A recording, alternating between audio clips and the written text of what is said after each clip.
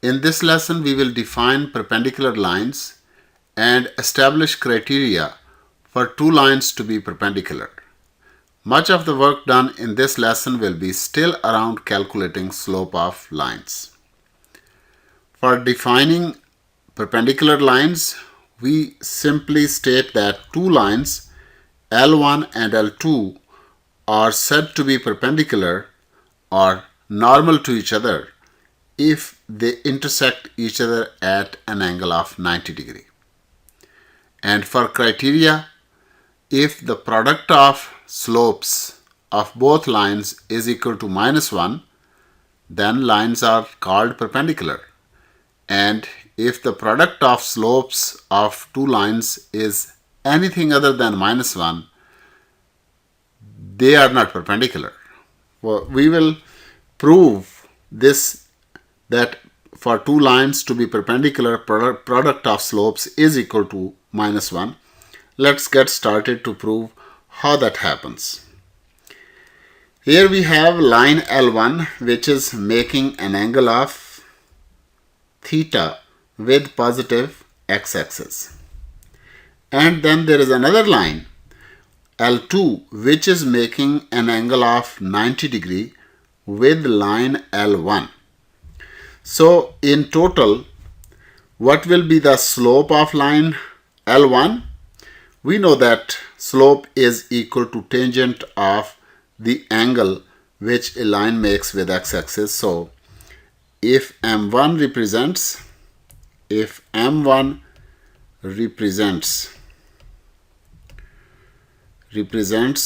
slope of line L1, then what will be value of M1? Then M1 would be equal to tangent of theta by definition of slope. And what is the angle which L2 is making with positive x-axis? The total angle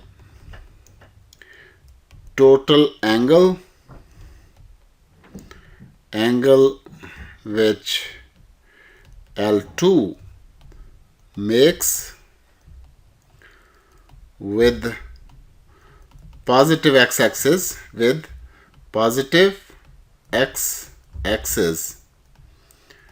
is equal to what? Is 90 degree angle which it makes with L1 plus the angle which L1 makes with x-axis. So the total angle which L2 makes with positive x-axis is theta plus 90 degree.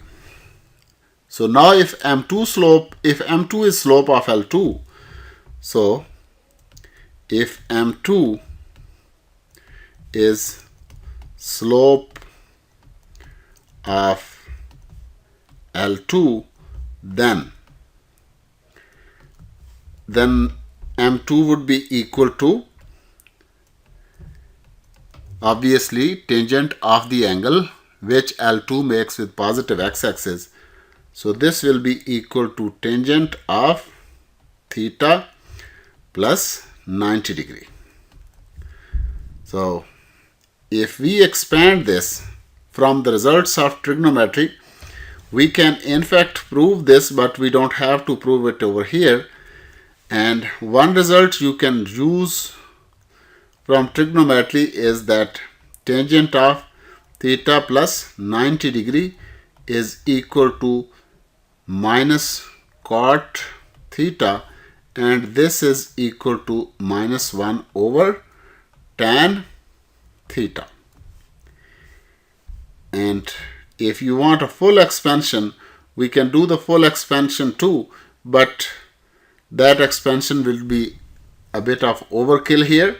If you want to verify this result, you can verify it from trigonometric identities.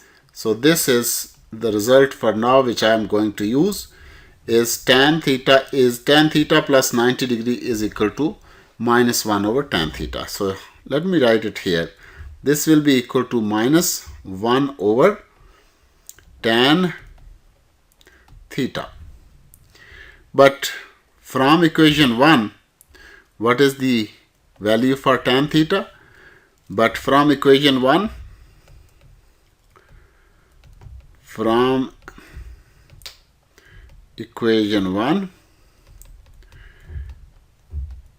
we have m2 equal to minus 1 over, instead of tan theta, we can write it as m1. And if we multiply it on the other side, what this will do, this will give us m2 times m1 equal to minus 1. So now this is the result. We have proved that if two lines are perpendicular, then their angle, then the product of their slopes must be equal to minus 1. We will use this to solve question here. In this question, the line passes through the point minus 4 and minus 1, and the second point given is 2, 5, and then there is another line x plus y equal to 7. So let's solve this question and find out the slope m1 for line L1, which passes through point minus 4, minus 1 and point 2, 5. So for question number 2 or 1, whatever, if m1 is slope of L1, then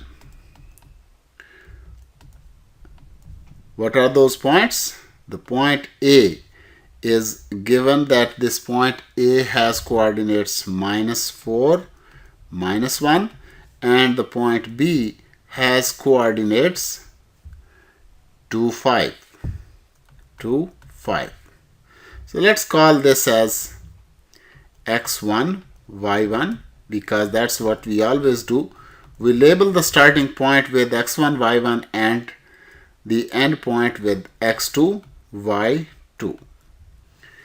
And now if this is the line that is joining both A and B, then what will be slope of L1? Equal to y2 minus y1 over x2 minus x1. So if we substitute the values, this should give us 5 minus 1 divided by, that would be 2 minus 4. So the answer would be equal to 6 over 6, and this would become equal to 1. This is slope of line 1, which passes through the point A and B. So let's have this, and then what is the question? The question is that which pair of line are perpendicular to each other. So this line L1 has this much slope, and line 2 is given x plus y equal to 7. So L2 is given as x plus y equal to 7. What is that we do in order to find out slope from a given equation of line? We first reduce the equation into slope-intercept form. And for doing that, there is a 3-step strategy. In first step, we isolate y, and for step 2, we make observations that coefficient of x is slope of the line. And for second observation, the constant term is the y-intercept, but let's do this here. L2 is given x, so for isolating y, we are going to move any term independent of y to the right of this equation. So let's move x to the right side. So this will give us y equal to minus x plus 7. Easy enough. There is not much effort that we need to do. And now the coefficient of x, or comparing with y is equal to mx plus c. What is m2? Slope of second line, that is equal to minus 1. We don't need the y-intercept, so we are not going to write it. But we observe that product of slopes for L1 and L2, since product of slopes is equal to m1 time m2, and what was the slope of line 1? That was 1. And what is slope of line 2? That is minus 1. And 1 time minus 1 is equal to minus 1, and we can say that L1 and L2 are perpendicular. Thus, L1 is perpendicular. This is a symbol that we use for perpendicular, or you can simply write the word perpendicular. Thus, L1 is perpendicular to L2. That's it.